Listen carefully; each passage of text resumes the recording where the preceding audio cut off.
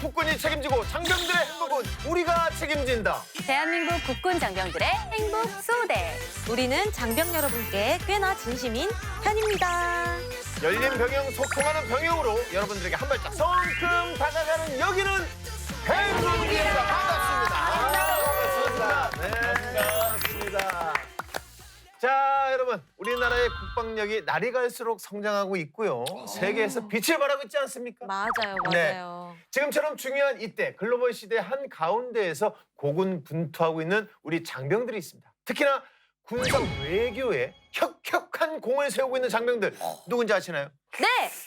우리 국군 장병들 모두가 다 활약하고 있는 거 아니겠습니까?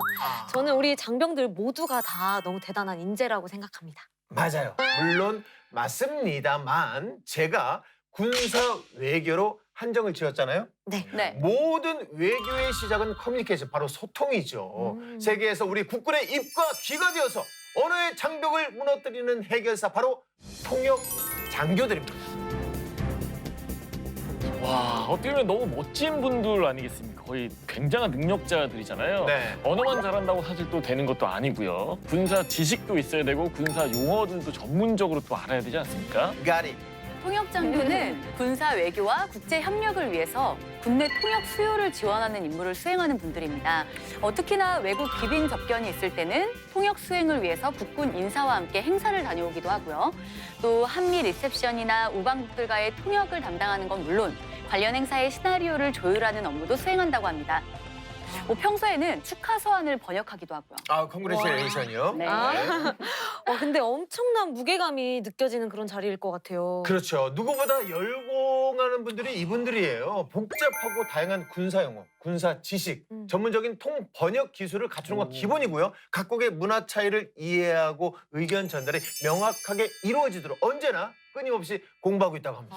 정말 이분들이야말로 보이지 않는 곳에서 묵묵히 활약하는 분들이라고 할 수 있겠네요. 네. 대한민국의 국격을 높이고 있는 군사 외교의 주축. 통역 장교분들 참 멋지고 대단합니다. 오늘 행군기도 즐겁게 시작해 볼까요?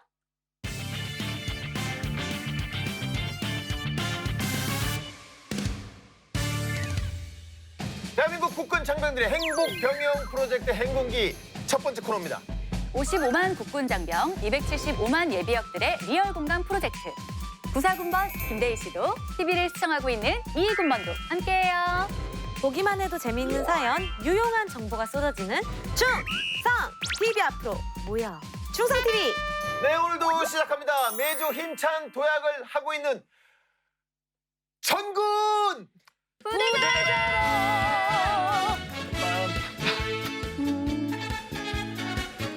아, 충나가 배워서 와야 되는데. 아니, 수업 좀 배워서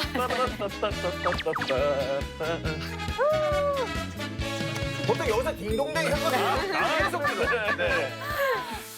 자, 여러분 오늘 만나볼 부대는 정말 특별합니다. 이 부대는 어떤 부대인지 너무 궁금하다. 그 어디에서도 이 부대에 관한 정보를 찾을 수가 없다. 제발 소개해달라. 병사들의 간곡한 요청에 힘입어서 특별히 준비한 부대입니다. 맞습니다. 제가 사연을 하나 읽어드릴게요. 네. 네. 안녕하세요. 매주 일요일 저녁 행군기를 챙겨보게 된 병사입니다. 차분한 목소리에 그렇지 못한 날카로운 분석을 보여주시는 윤대중 수사관님 때문에요. 네. 범인의 심리와 행동을 하나하나 분석해 주시는데 정말 빨려들 것 같더라고요. 그러면서 도대체 저분이 근무하신다는 과학수사센터는 어떤 곳인지 너무 궁금해졌어요. 근데 관련 정보가 잘 안 나오더라고요. 요즘 전군 부대 자랑으로 다양한 부대들을 소개해 주시던데 과학수사센터도 어떤 부대인지 소개 부탁드립니다. 네. 등잔밑이 어둡다라는 말이 있죠. 그렇죠. 네. 아마 올해 제가 가장 많이 소개한 부대가 바로 이 부대인가 아닌가 싶어요. 육군본부 과학수사센터의 윤대중 수사관님 반갑습니다라고 맞아요. 매주 인사를 했잖아요. 계신 줄 알았어요, 순간적으로. 지금 나오시는 줄 알았어요. 예. 육군본부 과학수사센터의 윤대중 수사관님 오늘도 사건의 재구성 함께해 주십니다. 반갑습니다. 요 다음 코너에 이제 이따가 함께 하실 텐데 그렇죠. 사실 저도 너무 궁금했거든요. 과학수사센터. 도대체 어떤 곳인지. 맞아요. 저도 근데 네. 윤대중 수사관님이 너무 멋있고 말도 너무 잘하시잖아요. 네. 그래서 그 덕분에 과학수사센터를 이제 궁금해하시는 분들이 굉장히 많으신 것 같아요. 네. 그래서 준비했습니다. 오늘 전군 부대자랑 특별한 분들과 함께합니다. 육군의 안전과 장병들의 인권을 책임진다. 날카로운 추리력과 통찰력 그리고 첨단 과학 수사 기술로 사건 사고를 해결하는 육군 유일 수사 전문부대 과학수사센터입니다. 육군수사단 과학수사센터 요원들 나와주세요. 네. 반갑습니다. 네. 네. 앉으시죠, 앉으시죠. 아, 반갑습니다. 아, 들어오시는데 눈빛만으로도 제가 압도를 당하는 그런 느낌이었어요. 네, 우리 시청자 여러분들께 인사 좀 부탁드리겠습니다. 네, 안녕하세요. 육군수사단 과학수사센터 5과학수사대 윤성용 상사입니다. 상사님이시구나. 안녕하세요. 육군수사단 과학수사센터 디지털 포렌식 수사대장 이만희 사무관입니다. 반갑습니다. 네, 반갑습니다. 궁금했어요. 네. 계급이 어떻게 되시나 궁금했는데 상사시고, 네, 저는 공무원입니다. 군무원. 예, 맞습니다. 군무원이시고. 군무원이 아니라 저는 어디 안과 전문의시고. 그러게요. 어디 병원 장군 같은 느낌이. 네네. 아니 그래요. 정말 포스가 남다르신데 네. 근데 우리가 알고 있는 군복과도 세상 다른 것 같아요. 네. 실제로 이런 의상을 입으시고 근무하시는 건가요? 네, 지금 제가 벗고 있는 복장이 현장 감식대 벗고 있다고요? 입고 있는 네. 입고 있는 복장이 현장 감식대 실제적으로 입는 감식복입니다. 우와. 감식복이시구나. 네. 오, 멋있다. 그러면은 어떤 임무를 맡고 계신지 좀 소개를 부탁드려도 될까요? 저는 사건 현장에 나가서 증거물을 체증하고 감정 의뢰도 하고 또 그리고 사건 현장을 재구성하는 임무를 맡고 있습니다. 그래요. 그럼 또 어떻게? 네. 저는 현장에서 수집된 디지털 매체를 정밀 분석하는 디지털 포렌식 임무를 수행하고 있습니다. 그래요. 자, 그리고 오늘 이분들을 행궁에 모신 이유가 있습니다. 이 장병들의 행복한 병영과 인권을 위해서 앞장서는 행궁기처럼 이분들이야말로 정말 행복한 병영을 만드는 그 최전선에서 아주 선도적인 역할을 하시는 분들 아닙니까? 아니, 어떻게 하시는 거죠? 모든 접촉은 흔적을 남기고 그 흔적을 따라가는 분들이 바로 이분들이란 말이죠. 예, 이분들이 있어서 장병들이 마음 놓고 안전한 병영 생활을 할 수 있는 겁니다. 그렇지 않습니까? 맞습니다. 예. 네, 각종 범죄와 부정부패의 척결은 행복한 군대를 만드는 데 있어서 가장 중요한 임무입니다. 그 중심에 과학수사센터가 있습니다. 네. 오늘 과학수사 기법으로 모든 사건을 해결하는 과학수사센터의 활약상을 보여드리겠습니다. 기대돼요. 멋있다. 오, 재밌을 것 같아요. 근데 이제 과학수사라는 말은 뭐 너무나 익숙한 말이 되긴 했죠. 뭐 드라마의 단골 소재기도 하고 네. 이 과학수사 기법을 활용해서 범인을 잡고 또 사건을 해결하는 걸 뉴스에서도 워낙 많이 봤잖아요. 그런데 저는 육군의 과학수사센터가 따로 있는 줄은 사실 몰랐어요. 저도 그랬어요. 그래서 지금부터 천천히 한번 하나하나 알아가 보도록 하겠습니다. 지금까지 군에서 벌어진 수백 수천 건의 사건을 해결했고 국가적으로 주목을 받던 사건에도 결정적인 해결책을 내놓은 부대입니다. 더 안전하고 행복한 육군을 만들기 위해서 진실을 밝혀내는 과학수사센터. 오늘 이 특집 기대하셔도 좋습니다. 박수 한번 주세요. 여기 실체적 진실 규명을 통해 육군의 안전과 인권을 수호하는 수사 전문 부대. 국민에게 신뢰받는 더 강한, 더 좋은 육군을 만들기 위해 긍지를 가지고 진실에 다가가는 우리는 육군 수사단입니다.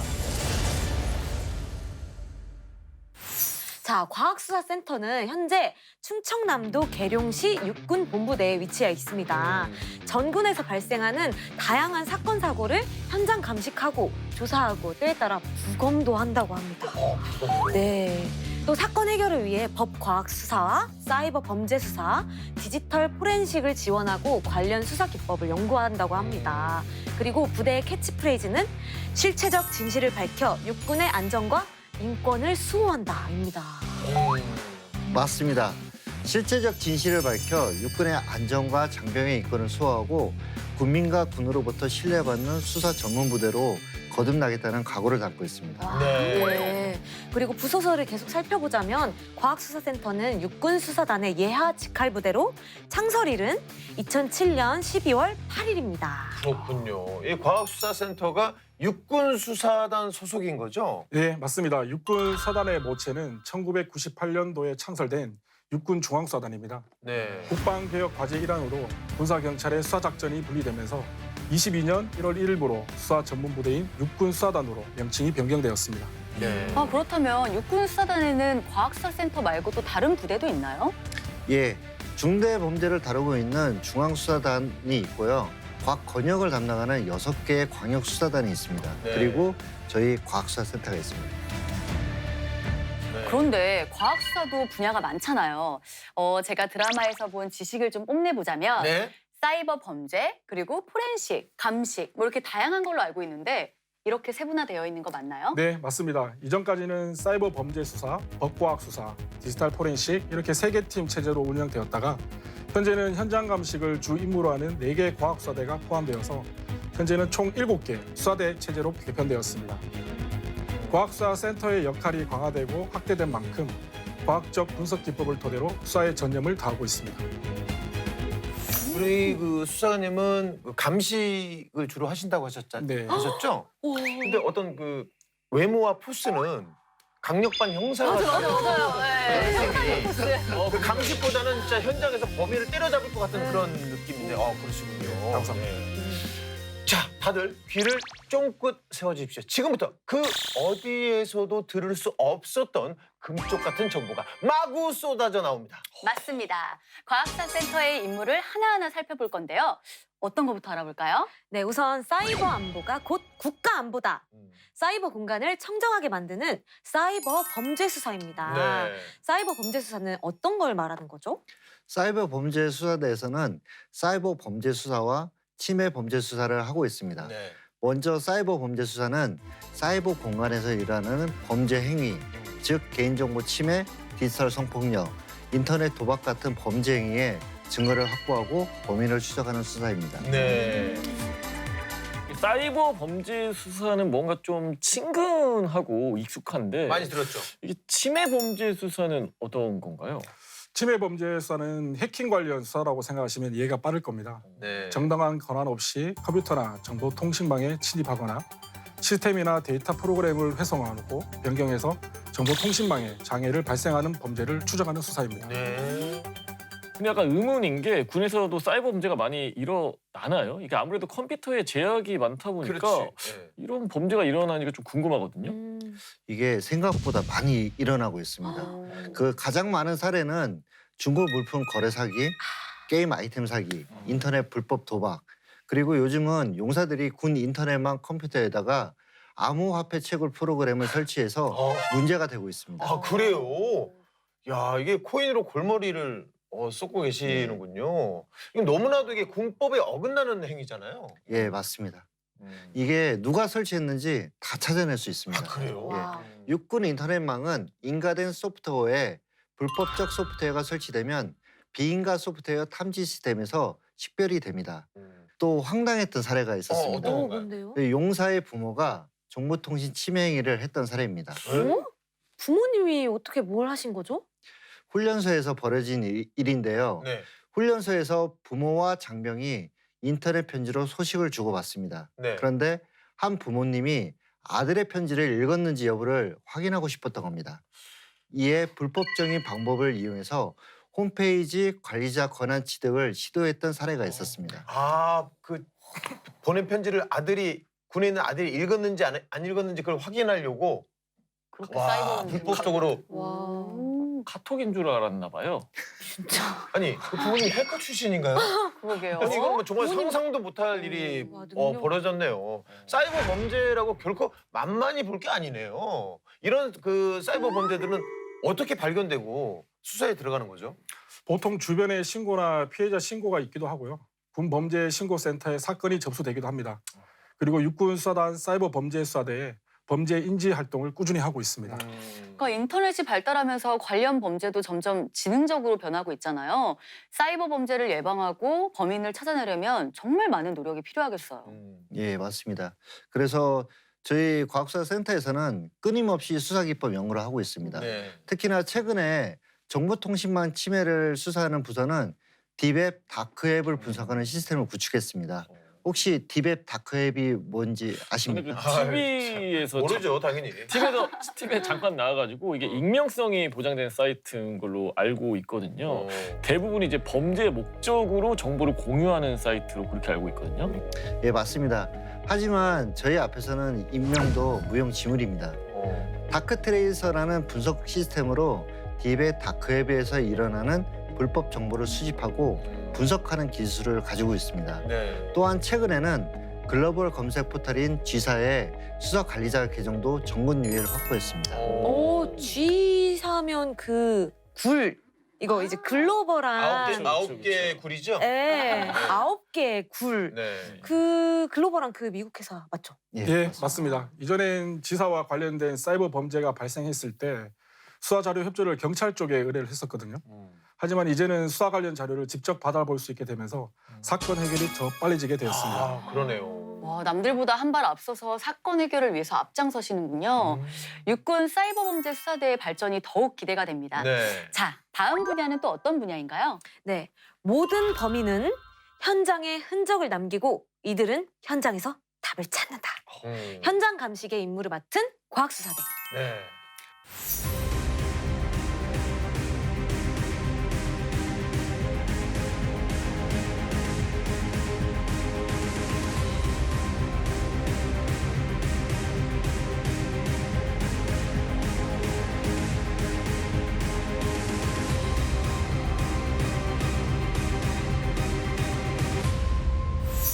사건이 발생하면 가장 먼저 출동하는 인원이 과학수사의 접니다.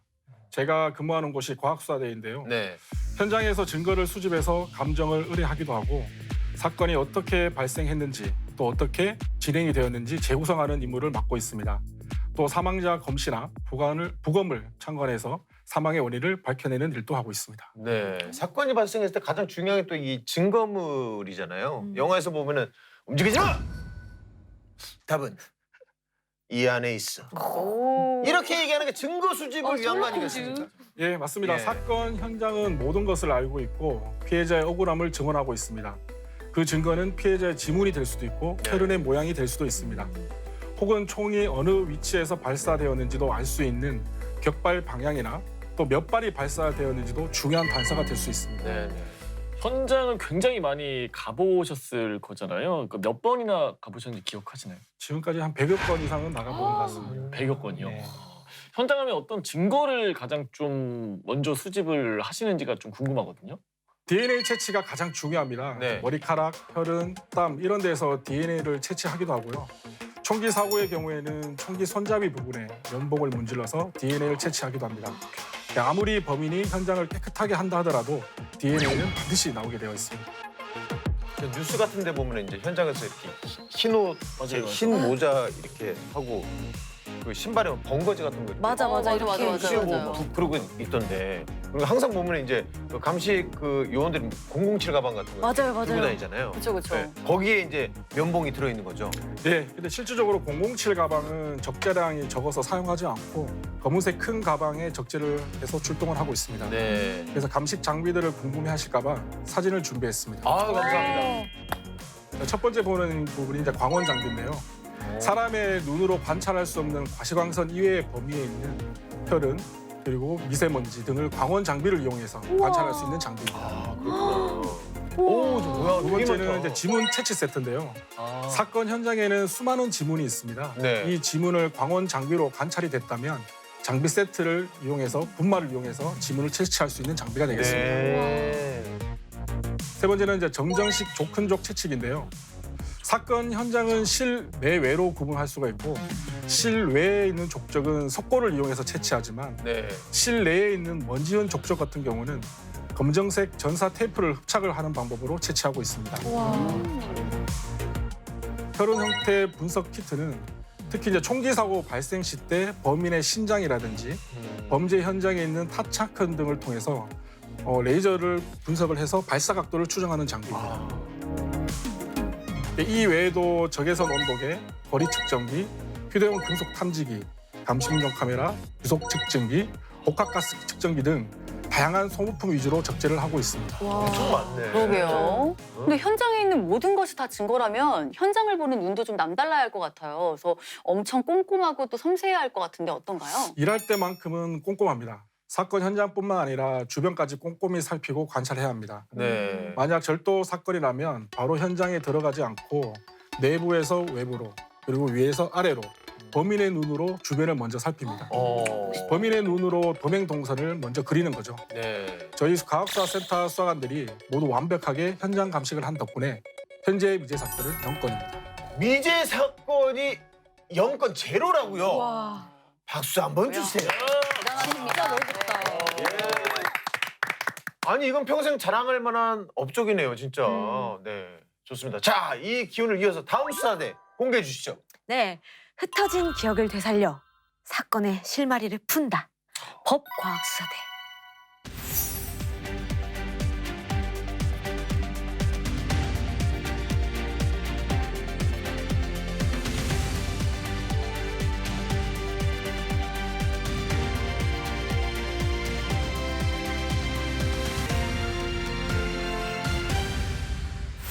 법과학수사대는 피해자나 혹은 목격자 진술에만 의존해야 하는 사건에서 빛을 발합니다. 주로 진술의 신빙성을 분석하고 판별하는 임무를 맡고 있습니다. 네. 그러니까 어떻게 보면 사람의 뭐 증언, 이 사람이 거짓말을 하는지 아닌지를 분석을 하는 것 같은데 이게 어떻게 과학적으로 어떻게 가능하죠? 가능합니다. 거짓말 탐지기 다들 아시죠? 예, 유명하잖아요, 예, 이거는. 아십니다. 알죠. 아시죠? 전문 용어로는 폴리그래프 검사라고 합니다. 이를 활용하기도 하고요. 범죄자의 행동과 심리를 분석하는 프로파일링 또한 진행합니다. 그리고 사라진 기억을 되살리는 법체면 수사 역시 진행합니다. 법체면 저희가 너무 잘 알죠. 아, 그렇죠. 우리 그 행공기 가족 윤대중 수사관님의 전문 분야 아닙니까? 그 특유의 나긋나긋하면서도 한편으로는 나른해지는 목소리로 범죄자들 여러 잡으셨을 것 같아요. 맞습니다. 오. 윤대중 수사관님 이 분야에서는 정말 탑이십니다. 아, 그러시구나. 법체면 수사학계의 확회장이시기도 하고요. 네. 검찰이나 경찰, 군 수사기관에서 법체면 수사 기법에 대한 강의도 많이 하십니다. 아, 강의도 하시는구나. 어쩐지 이거 제가 촬영할 때 녹화할 때 보면 그 윤대중 수사관님 말씀하실 때마다 왠지 이렇게 막 받아 적어야 될 것 맞아요, 같고. 맞아요. 많이 뭐 중간중간에 이렇게 적잖아요. 네. 근데 아무리 들어도 좀 굉장히 좀 신기한 게 어떻게 사라진 기억을 끄집어내서 이렇게 수사를 하는 게 좀 도무지 믿기지가 않거든요. 법체면은 사라진 기억을 되살리는 게 아닙니다. 사람의 모든 기억은 무의식 속에 자리 잡고 있는데요. 체면을 통해 그 기억을 떠올리게 하는 겁니다. 그래서 30년 전 기억도 인출할 수가 있습니다. 와, 그래요. 이게 과학적인 거죠. 매우 과학적인 수사 기법입니다. 그래요. 미국과 영국에선 1970년대부터 법체면을 공식 수사 기법으로 채택했습니다. 와. 국내에서는 1999년 처음으로 체면 수사가 도입이 되었는데요. 체면 수사로 사건의 실마리를 찾아낸 유명한 사례가 바로 화성 연쇄 살인 사건입니다. 아. 네. 와, 그런데 군에서 벌어진 사건에도 법 체면 수사가 많이 이루어지나요? 물론이죠. 법체면 수사의 활약이 빛냈던 사건이 있었습니다. 네.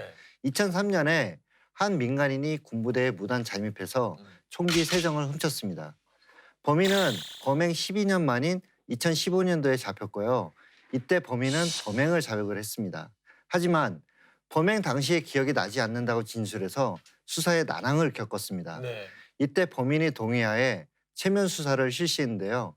이 과정에서 범인이 그동안 기억하지 못했던 범행 수단을 구체적으로 밝혀냈고 이후 거짓말 탐지기 수사를 통해서 확실한 단독 범행임을 입증하게 됐습니다. 와, 대단하다. 법 체면이 범죄를 입증하는 데 정말 큰 역할을 했군요. 예, 맞습니다. 윤대중 수사관님을 비롯해서 훌륭한 수사관님들이 많은 성과를 올렸습니다. 그래서 경찰, 민간검찰, 변호사협회에서도 수사 지원 요청이 들어오고 있습니다. 네, 이래서 육군의 수사 능력이 대외적으로 인정을 받는 거예요. 아, 너무 자랑스럽네요. 좋습니다. 이제 마지막 분야 만나볼까요? 네. 이 세상에 영구 삭제란 없다. 고로 완전 범죄도 없다. 디지털 포렌식입니다.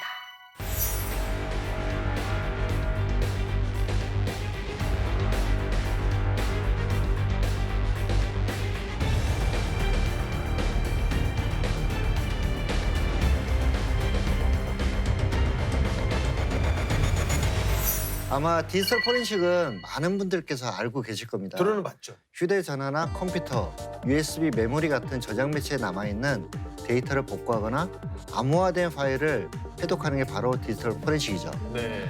요즘은 자동차나 드론까지도 포렌식을 하고 있습니다. 아 그래요? 아, 근데 드론이랑 자동차를 분석한다는 게 이게 어떻게 가능한 거죠? 드론의 경우에는 통제 구역에서 불법 촬영이나 비행이 이루어질 수 있습니다. 이때 드론에 장착된 메모리를 통해 비행의 고도와 위치, 그리고 드론이 촬영한 영상이나 사진을 포렌식할 수 있습니다. 네. 그럼 자동차는 혹시 어떻게 분석하는 거죠? 다들 아시겠지만 자동차에는 내비게이션이라는 게 있습니다. 있죠. 네. 이 시스템을 분석하는 건데요. 예전에 자동차에 탑재된 인포테인먼트 시스템은 내비게이션, 라디오 등 미디어 기기 수준이었으면 네. 지금은 음악 재생, 스마트폰과의 연동한 통화 기능 등 차량 내부와 외부 각종 전자, 전기 장비들을 통제할 수 있는 시스템으로 변모하고 있거든요. 이걸 분석하면 사고가 났을 때 시속이 몇 킬로였는지, 어느 장소로 이동했는지 확인할 수가 있습니다. 이는 범죄 수사에서 유용하게 사용할 수 있는 단서로 활용됩니다. 와 이렇게 얘기를 듣다 보니까 진짜 장병들이 마음 놓고 군대 생활을 할 수 있는 건 과학수사센터처럼 한치의 의혹도 없이 사건을 해결해주는 이 부대가 곁에 있기 때문이 아닌가 그런 생각이 드네요. 예. 맞습니다. 자, 오늘 과학수사센터의 각 분야별 임무를 알아봤는데요. 사실 되게 엄격하고 범접할 수 없는 부대일 거라고 생각했는데 육군의 안전과 장병들의 인권을 위해 그 어떤 부대보다 노력하는 군대의 심장, 중추 같은 역할을 하는 부대인 것 같아요. 네. 맞습니다. 오늘 이야기를 들으니까 대한민국 군 수사기관이 정말 세계적인 수준이라는 걸 실감하게 됐고 네. 더 존경하게 된 시간이었던 것 같아요. 네. 그런데 이렇게 또 임무만 듣고 끝내는 건 너무 아쉬운데 뭐 다른 이야기들이 더 남아 있죠. 그럼요. 걱정하지 마세요. 이 과학수사센터 이 편만 네. 지금 10부작으로 지금 준비가 됐어요. 오. 그래서 다음 주 2부에서는 네네. 그 어디에서도 공개된 적 없었던 과학수사센터의 활약상과 비하인드 스토리가 공개됩니다. 엄청 많이 기대하셔도 좋아요. 전군 부대자랑 오늘 준비한 소식은 여기까지고요. 다음 주 일요일에도 저녁 8시에 TV 앞으로 모여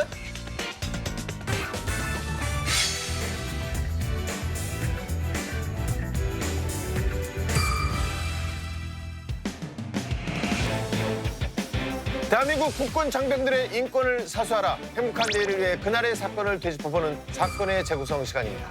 장병들의 행복한 병영 그리고 인권을 위해 행군기가 앞장서겠습니다.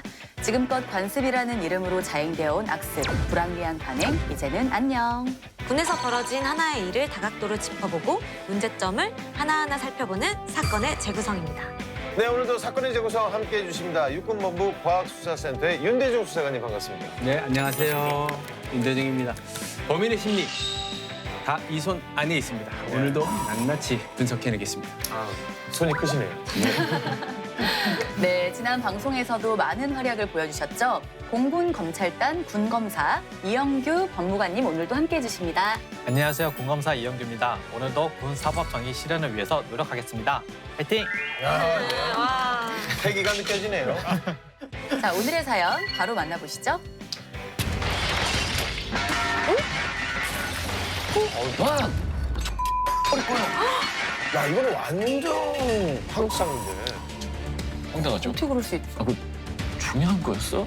아, 까먹었다 미안. 이게 말이 되나요? 왜 그랬어? 그 남의 약점을 그렇게 그 마음대로 그 떠들고 다니면 되나, 그거를.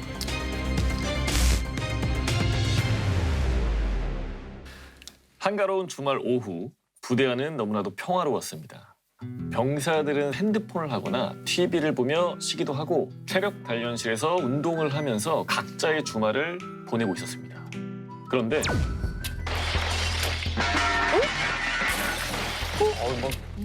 이게 뭔 소리예요? 이거 가재도구를 다 부수는 소리 같기도 하고. 네, 싸움이 난 것 같기도 하고. 그렇죠. 물건 던지는 소리 같기도 하고. 맞습니다. 건물 내부에서 우당탕탕 하는 소리가 들려왔는데요. 소리가 난 곳은 바로 행정실.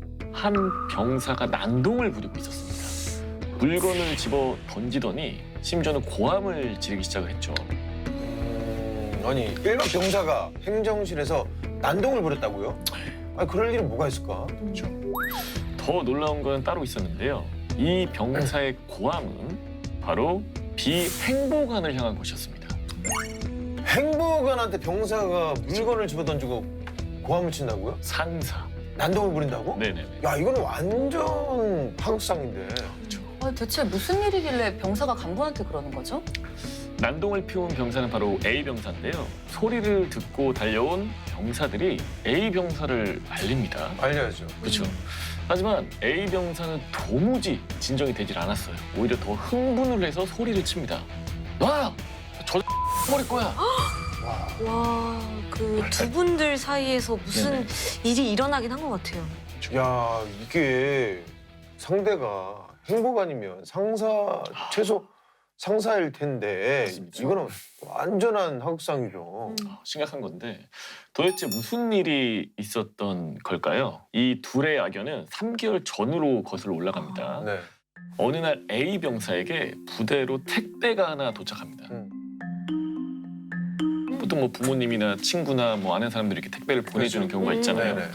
행보관이 A 병사를 행정실 호출을 했고 A 병사와 함께 택배를 개봉합니다. 같이요? 네. 택배를 보는 앞에서 같이. 그렇죠. 이게 군에서는 이게 원래 필요한 절차예요. 아. 반입되는 물품이 있고 반입 안 되는 물품이 있기 때문에 간부가 보는 앞에서 내용물을 확인하는 게 보통이죠. 그렇죠. 이 뭐 특히나 음식물 같은 경우에는 배송 과정에서 변질이 될 수 있으니까 아. 만약에 그걸 병사가 먹으면 아프게 되고 그러면 그만큼 이제 전투력 손실로 이어지기 때문에 무조건 확인을 하는 거죠. 근데 보통 반입 안 되는 물건이 들어오는지 아닌지 그런 걸 또 확인하는 경우가 많죠. 박스를 개봉을 하자마자 A 병사의 얼굴에 미소가 환하게 번집니다. 그 안에는 여자친구가 보낸 과자가 한가득 들어 있었거든요. 그런데 이때 B 행보관이 얄미운 한마디를 날립니다. 너 이거 한 입만. 이거 한국에 잘 안 들어오는 거잖아. 나 하나만 줘. 아니 뭐그 시사객을 뺏어 먹어. 그쵸. 아니 뭐 이해는 되지만. 그렇죠. A 병사는 기꺼이 B 행보관에게 과자를 나눠줍니다. 여자친구가 병사들과 나눠 먹으라고 많이 보내주기도 했고요. 과자 하나 주는 게 또 그렇게 어려운 일은 아니잖아요. 그렇죠. 네네. 그렇죠. 뭐 맛있는 거 맛있게 나눠 먹으면 좋은 그쵸. 거죠. 네. 그런데 문제는 이런 일이 한 번이 아니었다는 거예요. A 병사가 택배를 받을 때마다 B 행보관이 꼭 한마디씩 덧붙입니다. 오늘은 뭐야? 야, 박스 푹직 하던데 뭐 좋은 거 없어? 뭐야, 뭐 맡겨두었어요? 그렇죠. 그러게요. 뭐 계속 달라고 하는 게 너무 염치가 없는 것 같은데요. B 행보관의 도를 넘는 행동은 계속됩니다. 여기서 끝났으면 그나마 다행인데 그날도 호출을 받고 택배를 받으러 온 A 병사. 그런데 A 병사의 택배는 이미 개봉이 된 상태였어요. 황당하죠? 어떻게 그럴 수 있지? 그 병사 입회 하에 개봉한 게 아니라. 네네네. 어. 심지어는 행보관이 먼저 택배에서 과자를 꺼내 먹고 있었던 거예요. 뭐야, 좀 이상한데요? 얘기도 안 하고 그냥 아니 뭐 병사의 허락도 없이 뭐 택배를 그렇게 뜯는 건 아니지 않나요? 이건 좀 선 넘었죠. 당연히 A 병사는 기분이 상했죠. 그래서 한마디 합니다. 저 택배 열어보시는 건 좀 아닌 것 같습니다. 그런데 돌아오는 B 행보관의 반응에 아무 말도 못했다고 해요. 과자 하나야. 야, 치사하게 왜 그래. 근데 이 행보관은 뭐가 잘못됐는지 그 근본적인 그 문제점을 모르시는 것 같네. 맞아요. 적어도 기다렸다가 같이 먹는 거야. 뭐 100번 양보하겠습니다마는. 그러던 어느 날 사건이 발생하는데요. B 행보관이 불시에 생활관으로 들이닥칩니다. 그러더니 A 병사의 관물대를 뒤져보는데요. 갑자기 왜요? 관물대에서는 바로 이게 나옵니다. 약이네? 무슨 약이죠? 수면제 아니에요? 수면제. 수면제가 왜 거기 있어요? 이거 반입 안 되는 거 아니에요? 부대로 약물을 반입을 할 경우에는 보고를 해야 합니다. 그런데 A 병사는 이를 어긴 거예요. B 행보관은 당연히 잔뜩 화가 났고요. 그래서 하는 말이 내가 이래서 너 택배 검열한 거야. 너 무슨 정신으로 이걸 반입해? 아니, 근데 택배가 올 때마다 행보관이랑 같이 열어봤잖아요. 그렇죠. 수면제를 어떻게 반입한 거죠? 그러니까 A 병사는 입대 이후에 계속 불면증을 겪었다고 해요. 그러니까 잠을 턱 못 자니까 여자친구에게 부탁을 한 거죠. 이제 네. 수면제를 좀 보내달라고. 그러니까 처음에 한두 번은 택배가 어떤 식으로 반입이 되는지 지켜봤어요. 그러니까 행보관이랑 같이 개봉해야 된다는 걸 알고 과자 봉지에 숨겨서 반입을 했다고 해요. 이거는 문제가 되죠. 정식으로 처방을 받으면 되는데 굳이 그거를 불법적으로 반입을 했으니까요. 그러니까요. 근데 행복한 눈을 피해서 반입하는 걸 성공을 했는데 어떻게 발각이 된 거죠? 그러니까 A 병사는 유독 아침에 기상하는 걸 되게 힘들었다고 합니다. 그래서 단순히 아침잠이 많다고 넘기기에는 좀 어려울 정도로 말이죠. 이제. 그러니까 생활관을 같이 쓰던 병사들이 이를 수상하게 여기고 간부에게 일단 보고를 하게 된 거예요. 이거는 명백하게 A병사 잘못이죠. 그렇죠. 이 사건 이후로 비행보관의 감시와 검열이 더 심해집니다. 행보관은 A 병사의 택배를 더욱더 꼼꼼히 살폈죠. 심지어는 과자 봉지 하나하나를 다 싹 다 열어봤다고 해요. 기분 나쁠 수 있지만 이 전에 지은죄가 있으니까 뭐라고 얘기를 못했을 것 같은데요. 맞아요. 뭔가 억울하다고만 할 수는 없을 것 같아요. 네. 그런 어느 날 A 병사에게 전화 한 통이 걸려오는데요. 어머니의 전화였거든요. 목소리는 굉장히 좀 울먹이고 계셨고요. 그 집주인이 계약서 못 받았다고 이번 달 말까지 방을 빼달라는데 어떡하니? 연기는 좀 안 되시는구나. 다시 할까요? 괜찮았어요. 아니 근데 이게 무슨 말인지 잘 모르겠는데 계약서가 뭔지 모르겠네요. 사실 A 병사는 실질적인 가장이었는데요. 생활비 관리도 A 병사가 했죠. 그래서 전셋집 연장을 위해서 구두 계약을 한 뒤에 입대를 한 상태였는데 때가 돼서 집주인이 계약서를 부대로 보냈던 거예요. 당연히 사인을 받아야 되니까. 그렇죠, 그렇죠. 근데 A 병사는 뭐 계약서를 받지를 못했어요. 이게 어떻게 된 일일까요? 배송 오는 도중에 사고가 났을까요? 근데 계약서 같이 중요한 서류면은 뭐 등기로 받았을 텐데요. 그러니까요. 그렇죠. 계약서는 제때 부대에 도착을 합니다. 하지만 누군가 이 계약서를 A 병사에게 전달하지 않아요. 이러면 이 행보관이 좀 의심스러운데요. 맞아요. A 병사가 행보관에게 가서 따집니다. 도대체 왜 전달을 안 했냐? 이때 행보관은 이런 말을 했다고 해요. 그 중요한 거였어? 까먹었다 미안. 헐. 정말 중요한 건데. 미안하다고 그렇게 끝나는 거예요? 이게 너무 사과 같지가 않은데요? 너무 뻔뻔하다. 네. 중요한 건. 결국 A 병사는 집주인에게 사정해서 계약을 연장할 수는 있었다고 해요. 하지만 하마터면 하루아침에 뭐 가족들이 길바닥에 나앉을 수밖에 없었죠. 와 철렁한다. 정말 이게 다행이죠. 말이 되나요? 진짜. 이 검열을 하는 것까지는 뭐 이해를 하지만 그 중요한 걸 전달은 무조건 했었어야죠. 그렇죠. 그럼요. 근데 문제는 여기서 끝이 아니었어요. A 병사와 행보관의 갈등은 이것 때문에 더 깊어지게 되는데요. 혹시 이거 뭔지 아시나요? 뭐예요? 다 가려놓으면 뭔지 모르겠는데. 가까이 보시면 보입니다. 가까이 보면 있어요. 가까이 보셔야 돼요. 어디? 탈모 치료제. 탈모 치료제. 이게 왜요? 탈모 치료제? 아니 설마 탈모약도 한 입만 그러고 뺏어 먹은 거야? 아니죠? 그거는 아니고요. 설마. 예. 일가를 마친 어느 평일 저녁이었는데요. 씻고 돌아온 A 병사에게 동기들이 이런 말을 했다고 하더라고요. 야, 탈모약 먹으면 정력이 약해진대. 어쩐지 머리가 좀 비어 보인다. 뭔 말이에요? 사실 이 탈모약은 A 병사의 거였는데요. 머리가 이제 빠지기 시작해도 먹기 시작을 한 거예요. 부모님이 택배로 약을 주기적으로 보내줬다고 하고요. 근데 사실 젊은 나이에 탈모약을 먹는다는 걸 주변에 뭐 알리고 싶겠어요? 그렇죠. 그건 뭐 그 나이에 상관없어요. 그거는. 맞아요. 네.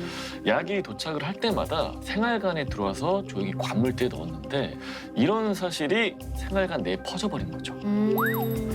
도대체 이런 이야기를 누가 했을까요? 아니라고 믿고 싶은데 왠지 비행보관이 좀 떠들고 다녔을 것 같다는 생각이 드네요. 네. 딱 맞아요.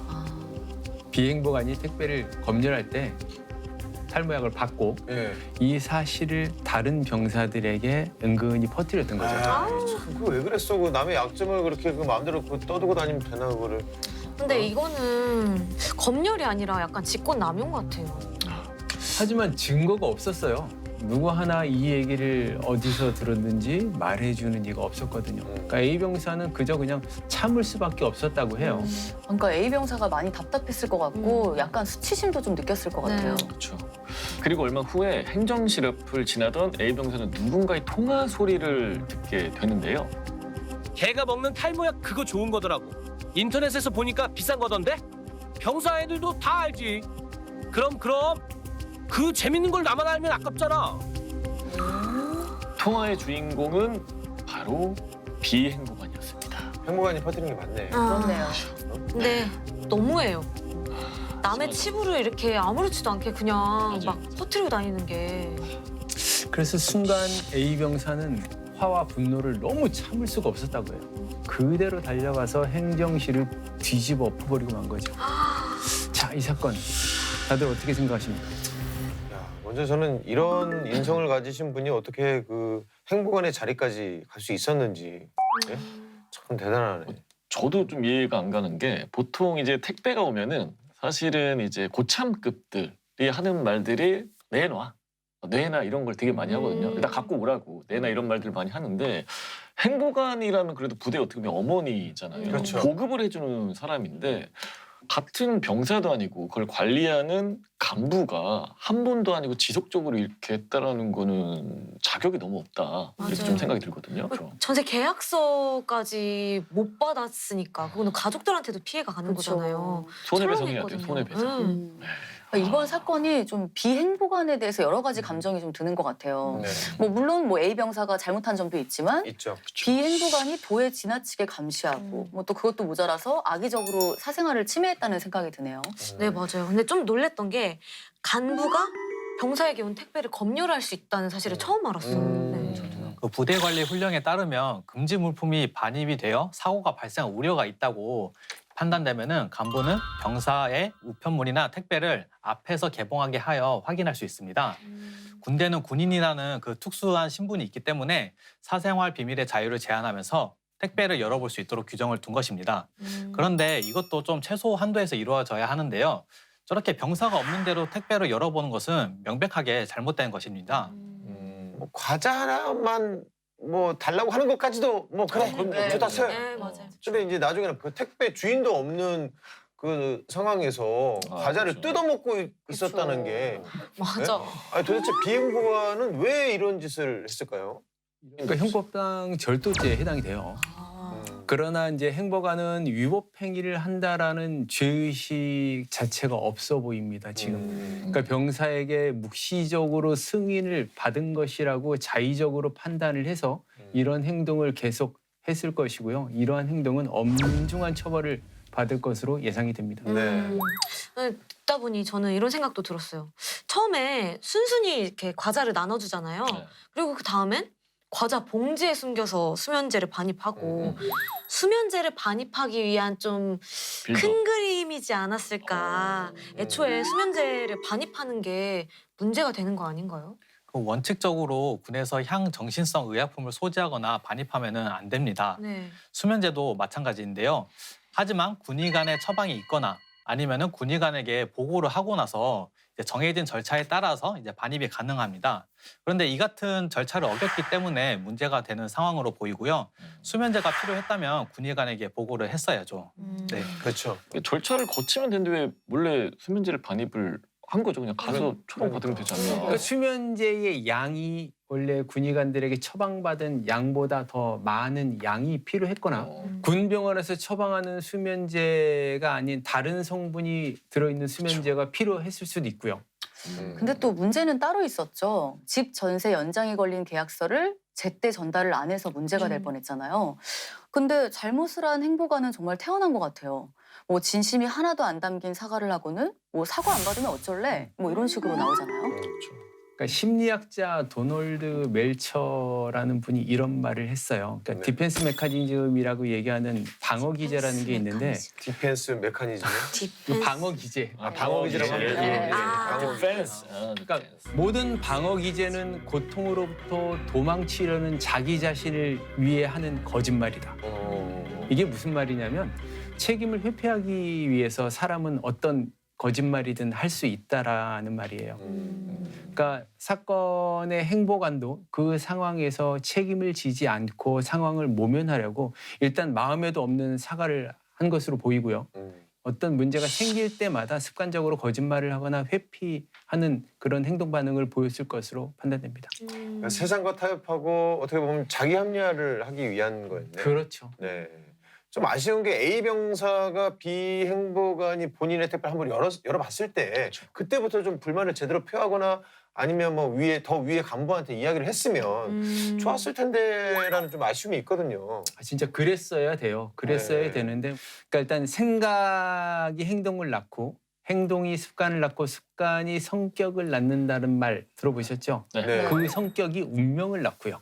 이게 랄프 waldo 에머슨이 한 말인데 이 말을 빌어서 얘기를 하면 A 병사는 B 행보관과 함께 계속 택배를 열어보고 과자를 꺼내주고 하는 행동이 점진적으로 계속 이루어졌잖아요. 그게 습관화가 된 거예요. 네. 그 습관이 계속 지속되다 보니까 거부 의사나 신고할 타이밍을 놓친 것으로 보이고요. 그러니까 문제가 생겼을 때는 아까 말씀하시는 것처럼 단호하게 거부 의사를 표시하거나 아니면 주변에 일단 증인을 만들어 놓는 게 필요해요. 네. 만약에 사태를 대비해서 말이죠. 네네. 근데 비행보관은 단순히 이제 택배를 검열하는 데서 끝나지 않고 A 병사의 택배 내용물, 탈모약에 대해서 부대원들에게 떠벌리고 다녔잖아요. 당사자에게 굉장히 콤플렉스일 것 같은데 이거 문제되는 행동 맞죠? A 병사는 자신이 무슨 택배를 받는지 남들에게 알려지지 않을 권리가 있습니다. 이는 사생활의 비밀과 자유가 침해당한 것으로 보입니다. B 행보관은 왜 A 병사가 탈모약을 먹고 있다는 걸 그렇게 주변에 떠벌리고 다녔을까요? 그걸 다른 사람들한테 말하는 심리, 그건 뭡니까? 그러니까 임금님기는 당나귀기라는 심리가 작용했을 것으로 보여요. 그러니까 너만 알고 있어라 하면서 주변에 있는 병사들에게 떠벌렸겠죠. 인간은 말에 대한 욕구라는 게 있어요. 뭐든 알고 있는 비밀을 숨기거나 말하지 않는 게 참 어렵고 힘들거든요. 그러니까 이 욕구가 표출된 것으로 보이기도 하고요. 네. 자, 사건을 좀 더 다양한 각도에서 살펴보기 위해서 준비한 작은 코너 사건인 사건 만나보시죠.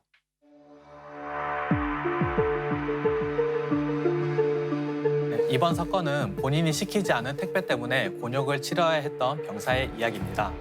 어느 날 가 병사는 택배가 왔다는 말을 듣고 행정실로 향했는데요. 택배를 개봉하는 순간 얼굴이 달아오르고 말았습니다. 물건은 다름 아닌 성인 잡지였습니다. 한 권도 아니고 무려 10권이 넘는 양이었습니다. 이야, 부대 안으로 성인 잡지를. 야, 간이 크네. 부대에 부러운 서적을 반입했다는 이유로 가 병사는 간부에게 불려가야 했습니다. 하지만 가 병사는 한사코 본인이 주문한 서적이 아니라면서 부인했습니다. 정말 억울한 게 있었을까요? 혹시 택배회사에서 주소를 잘못 실수하셨나? 그래서 이를 수상하게 여긴 간부가 사건의 진실을 확인해달라고 수사기관에 도움을 요청했는데요. 네. 수사 결과 사건의 전말이 드러나게 됐습니다. 물건을 주문한 아이디를 조회해보니 같은 부대에 근무하던 나 병사였습니다. 아니 왜 이런 짓을 한 거죠? 평소 가 병사와 사이가 좋지 않았던 나 병사는 가 병사를 골탕 먹이기 위해서 이런 일을 벌였다고 진술했습니다.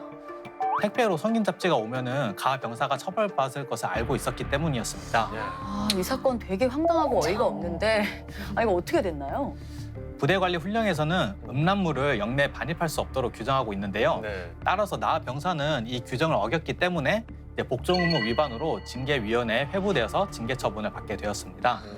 와, 남을 괴롭히는 방법이 정말 치졸하네요. 네, 맞아. 아니 어떻게 다른 사람의 이름으로 음란물을 보낼 생각을 할 수가 있죠? 처벌에 대한 어떤 두려움 이런 심리가 있었겠죠. 그것도 아까야 나만 아니면 돼. 네네네. 너만 알고 있어 말고 이제 나만 나만 아니면 돼. 아니면. 그냥 눈 가리고 아웅하는 겁니다 이제. 결국 발각이 되면 모든 것이 다 밝혀질 텐데요. 그러니까 어린아이가 이불을 뒤집어 쓰고 나 찾아봐라 하는 것처럼 나만 모르고 다 알 수 있는 그런 상태가 갈 수 있죠. 아, 근데 이 사건은 정말 한 사람을 아예 괴롭히려고 작정을 한 거잖아요. 이게 괘씸죄나 뭐 이런 걸로 가중처벌이 안 되나요? 나 병사는 자신의 혐의를 가 병사를 이용해서 계획적으로 은폐를 시도한 것이기 때문에 징계 양정에서 가중 사유가 될 것으로 보입니다. 자, 오늘의 사건 되짚어보겠습니다. A 병사의 택배를 검열해온 B 행보관은 심지어 A 병사가 없는 상황에서도 택배를 먼저 열어보기까지 합니다. 이건 어떻게 처벌받을 수 있는 사안인가요? 택배를 함부로 열어보는 것은 이제 비밀 침해죄에 해당됩니다. 비밀 침해죄는 이제 친고죄이기 때문에 A 병사가 신고를 한다면은 B 행보관은 비밀 침해죄로 처벌받을 수 있을 것으로 보입니다. 물론 이에 대한 징계 처분도 함께 받게 되겠죠. 근데 진짜 큰 문제는 또 따로 있었잖아요. 집주인이 사정을 봐줘서 망정이지. 정말 계약이 파기가 됐다면 비행보관에게 책임을 물을 수 있는 건가요? 네, 계약이 파기됐다면 전세 계약이 연장되지 않은 손해를 가하였기 때문에 이에 대한 불법 행위를 이제 민사상 손해배상 책임으로 물을 수 있습니다. 또한 비행보관은 우편물을 수령하는 지위를 이용해서 A 병사가 계약을 자유롭게 연장할 수 있는 권리를 방해한 것이기 때문에 경우에 따라서는 직권남용 권리 행사 방해죄도 성립할 수 있을 거라고 생각이 됩니다. 네. 심지어 A 병사가 다른 이들에게 알리고 싶지 않았던 그 치부, 탈모약을 먹는다라는 사실을 공개하기도 했잖아요. 이건 어떤 처벌을 받게 되나요? 정도에 따라서는 품위 유지 의무 위반, 더 나아가서는 가혹행위, 명예훼손이 성립할 수도 있는데요. 탈모약을 먹는다는 사실을 알렸다는 것만으로는 징계나 형사처벌은 좀 어려워 보입니다. 하지만 개인의 내밀한 영역을 이제 침범하였기 때문에 기본권을 침해하는 행위이고 용납되지 않는 행위라는 점 잘 기억해 두시면 좋겠습니다. 네. 그런데 사실 A 병사가 저지른 잘못도 있잖아요. 그러니까 과자 봉지에 숨겨서 수면제를 몰래 반입했는데 이건 어떻게 처벌받는 사안인가요?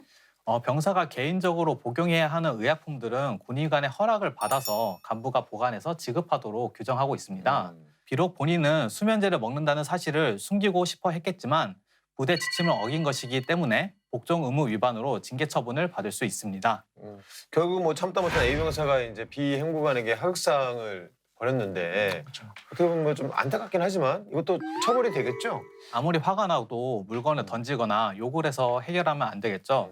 A 병사가 화가 나는 상황은 이해가 갑니다만 B 행보관을 향해서 물건을 집어던진 행위는 폭행죄, 그중에서도 상관 폭행죄에 해당되어 처벌받게 됩니다. 또한 상관인 B 행보관에게 저 버리겠어라고 말한 것은 상관 모욕죄가 성립됩니다. 아, 그래도 저는 A 병사가 좀 안타깝긴 한 게 택배 때문에 정말 엄청난 일들을 겪었잖아요. 그냥 참다 폭발하긴 했어도 트라우마가 계속 남을 것 같은데 A 병사가 군에서 도움을 받을 수 있는 방법이 있을까요? 이와 같이 인권 침해에 대해서 많은 기구들이 도움을 주고 있습니다. 각 군에 인권센터가 있고 외부 민간 기구인 국가인권위원회가 있습니다. 해당 인권기구들에게 도움을 요청하면 B 행보관이 더 이상 A 병사를 괴롭히지 못하도록 인사조치를 권고하고 침해 조사 이후에는 해당 인권 침해가 반복되지 않도록 부대에 개선 의견을 보내기도 합니다. 네. 모두 부당한 대우를 당했을 때는 절대 신고하는 걸 주저하지 마시길 바라겠고요. 그리고 상대에 대한 배려와 존중이 있다면 행복한 병영 생활을 이어갈 수 있습니다. 국군 장병 여러분들의 소중한 인권을 지키기 위해 국방헬프콜 1303번이 24시간 365일 열려 있습니다. 여러분의 인권이 침해당했을 때는 언제든 도움을 요청하시기 바랍니다. 자, 오늘 사건의 재구성은 여기서 마무리하겠습니다. 모두가 웃을 수 있는 군대가 되는 그날까지 아름다운 병영 문화를 만들어가는 행공기가 함께합니다. 다음 주에도 많은 기대 부탁드립니다. 차렷! 경례! 행군!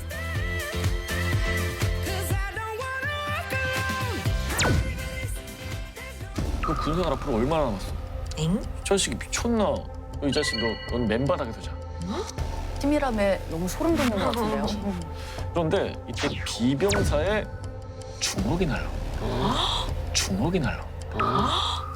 악질이네요, 진짜. 병사들의 마음은 편했을까요? 사전에 계획했던 범행이라는 것도 파악한 겁니다. 이 밖에도 자살을 암시하는 메시지가 10여 건이 더 있었습니다. 완벽한 죽음 등을 검색한 기록이 확인됐습니다. 아무리 증거를 없애려고 해도 소용없습니다. 어떤 증거든 복구할 수 있다는 것도 기억하시길 바랍니다. 절대로 완전 범죄는 없습니다.